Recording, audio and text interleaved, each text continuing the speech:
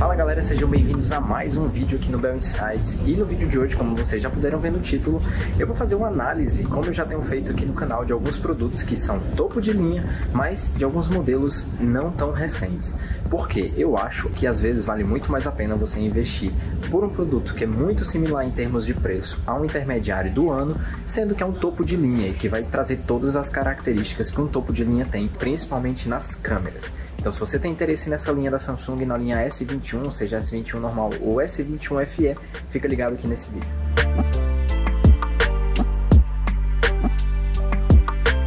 Como eu publiquei em alguns shorts anteriormente, eu estou de férias com minha família aqui na nossa terra natal, em Fortaleza. Depois de quase 3 anos, a gente voltou para visitar alguns familiares e vamos passar algumas semanas aqui na nossa terra natal. E eu decidi que eu estou aqui na casa de familiares com esse clima tropical incrível e vou fazer algumas imagens aqui para vocês que possam ver e comparar até mesmo se houve alguma mudança nos softwares com as atualizações dos vídeos lançados na época do S21 com hoje em dia. Se você quiser, você também pode fazer uma comparação com smartphones topo de linha, como os próprios S23 Ultras que acabaram de ser lançados, ou até mesmo com os iPhones. Esse vídeo aqui está sendo gravado em Full HD 30 frames por segundo, utilizando a câmera traseira, que eu acredito que para todos os smartphones essa é a melhor câmera que você pode utilizar para produzir conteúdo. Mas uma coisa que eu queria deixar uma dica, isso independente de que smartphone você utiliza, é que se você vai fazer gravações e que é a melhor qualidade que o seu smartphone vai oferecer, você tem que utilizar a câmera traseira, a câmera principal, com muita luz. Independente do modelo, independente da marca, quanto mais luz você der para sua imagem, melhor vai ficar a qualidade dela. Uma das coisas que eu mais gosto dos aparelhos da Samsung, dos topo de linha, é a estabilização desses aparelhos. A primeira coisa que vocês vão poder notar aqui é que tem pouca daquela distorção que deixa o vídeo como gelatina. E eu vou fazer uma leve caminhada aqui para vocês verem, utilizando a grande angular, como é que fica a estabilização desse produto. Bom, então aqui utilizando a câmera principal contra a luz, eu quero que vocês reparem bem como esse smartphone se comporta para igualar ou tentar deixar a exposição correta do meu rosto em comparação com o fundo que vocês estão vendo aqui. Como eu mencionei, está um dia nublado, a vantagem dele é que eu consigo luzes mais suaves. Outra dica que eu dou é que se você vai fazer gravações externas, pode ser que um dia nublado seja a melhor opção para você, que vai gerar sombras mais suaves no seu vídeo. E esse smartphone aqui se comporta muito bem nesse tipo de situação. Dois pontos que eu queria chamar a atenção para esse modelo específico, principalmente para a qualidade das cores. Quando a gente fala que o modelo de smartphone tem uma grande angular, tem uma câmera normal e uma telefoto, é que realmente na maioria das vezes eles têm 3 lentes diferentes. E o que a empresa tem que fazer é tentar corrigir as imagens para que essas imagens pareçam sempre exatamente a mesma. Ou seja, eles têm que corrigir a cor, têm que corrigir a nitidez e o contraste. E uma coisa que vocês podem ver aí é que existe sim uma diferença entre a grande angular e a principal. Uma diferença super sutil, mas se você vai fazer um pós-tratamento, principalmente correção de cor nessas imagens, você tem que estar bastante atento. Em um ambiente com bastante amplitude de som, eu estou utilizando a câmera traseira em 4K a 30 quadros por segundo e estou fazendo uma comparação entre essa câmera e agora vocês vão ver a câmera frontal para comparar no mesmo local a qualidade da imagem e o ruído dessa imagem. Bom, esse aqui é um teste de áudio e de imagem utilizando a câmera frontal do Galaxy S21. Eu estou exatamente no mesmo lugar que vocês estavam vendo agora. Se você vai fazer uma viagem, saiba que o áudio principal que ele vai captar é o áudio que está mais próximo dele. E nesse caso eu queria chamar a atenção para essa mudança da câmera em termos de cor e nitidez. Eu vou colocar um comparativo que vocês possam ver entre a câmera traseira normal, a principal e a grande angular. E agora eu vou colocar um comparativo entre essas três utilizando também a câmera frontal, a câmera de selfie. Assim como nos outros exemplos, eu estou utilizando essa aqui a 4K em 30 frames por segundo. Então saiba que sim, se você quiser gravar um conteúdo em 4K, você consegue utilizando a câmera frontal também.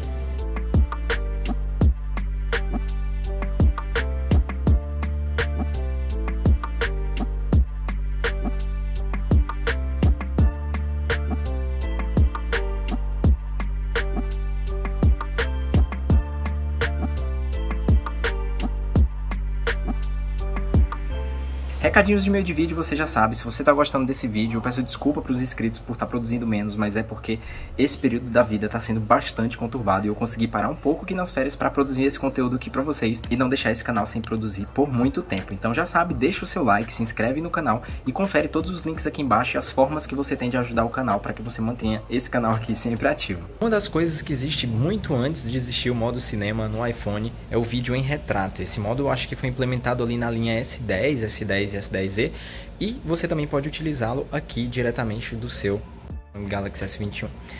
E uma das coisas que eu mais gosto da Samsung é exatamente esse modo, principalmente por conta do recorte.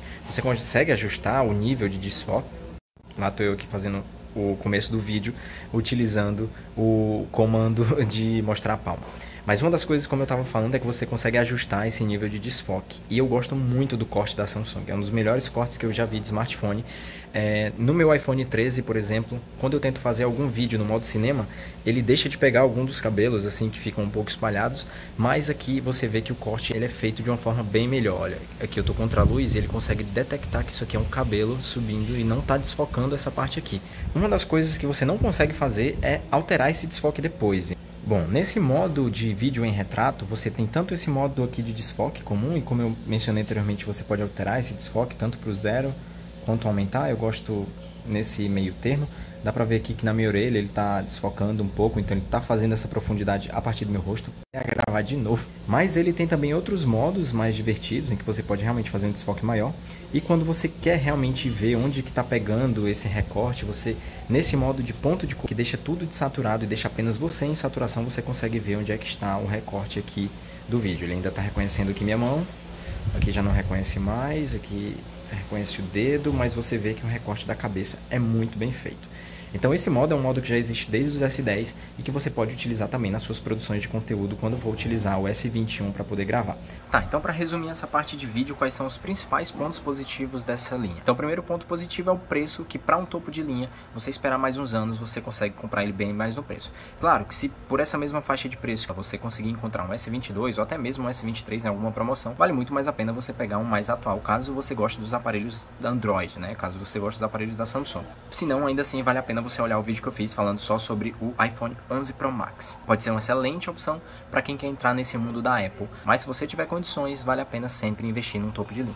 Outro ponto positivo que eu acho são os modos dele. Você já consegue filmar em 4K na sua câmera frontal, você já consegue filmar em 4K 60 na sua câmera frontal. Lembrando, claro, que você também pode utilizar aplicativos como o Filmic Pro para poder melhorar essa sua qualidade de imagem e utilizar até alguns filtros de lente para deixar a nitidez menos artificial, essa nitidez menos assim de smartphone, uma nitidez mais pesada, ok? Outra questão positiva ainda na parte da câmera para vídeo são essas imagens em modo retrato. Eu gosto muito de utilizar, é o que vocês estão vendo aqui. Você percebe que mesmo nesse modo o fundo não está sendo estourado, diferentemente de outros smartphones que nesse meio que eu estou aqui já teriam deixado o fundo completamente branco.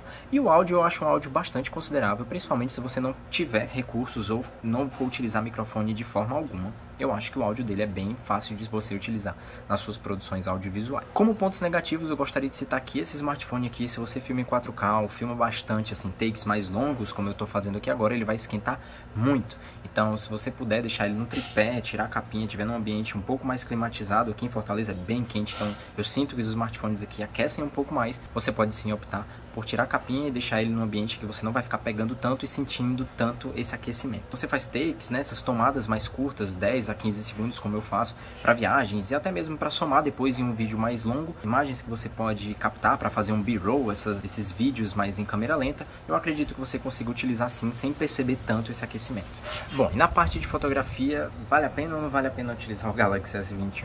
Eu vou mostrar para vocês alguns exemplos de fotografia que eu fiz com eles, diretamente da câmera nativa. E eu vou citar os pontos positivos e negativos desse smartphone. Você pode percorrer aqui no menu que tem aqui embaixo, na linha do tempo do vídeo, para ir para a parte que mais te interessa. O primeiro ponto negativo que eu tenho para citar desse smartphone, se você está pensando em comprar ele neste ano de 2023 ou até mesmo depois, é que você pode perceber alguns pequenos travamentos quando você vai trocar de lente da grande angular para principal e para telefoto. Esses travamentos às vezes incomodam com o tempo, principalmente se você vai se dedicar a produzir conteúdo utilizando fotografia muito rápida e quer trocar de lente, ou está numa viagem e quer fazer uma foto grande angular e já trocar para uma câmera principal. Esses pequenos travamentos do sistema para poder igualar uma lente com a outra, cor e também igualar o enquadramento, faz com que esse se torne um ponto negativo quando você está utilizando em bastante intensidade. Se você vai utilizar para uma fotografia ou outra, assim, não vai dedicar muito do seu tempo para isso, talvez isso não te incomode muito, mas para mim incomodou bastante. E isso é uma coisa que não acontecia anteriormente, mas se você estiver pensando em comprar em 2023, talvez com as atualizações, ou dependendo do modelo que você pegar,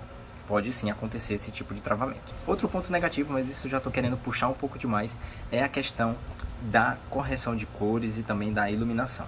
Se você for comparar assim com modelos mais atuais, provavelmente os seus olhos vão te enganar e fazer com que você queira optar sempre por um modelo mais atual, que talvez não seja tão acessível assim. Mas o porquê dessa comparação? Porque em alguns momentos a calibração dessa luz na parte de fotografia não fica tão adequada e você tem que sempre ficar corrigindo a exposição quando você quiser uma exposição com menos estourado, com menos áreas brancas claras demais na sua fotografia. Outro ponto negativo que eu fiz e só percebi nesse teste foi quando eu utilizei a câmera no modo de 64 megapixels.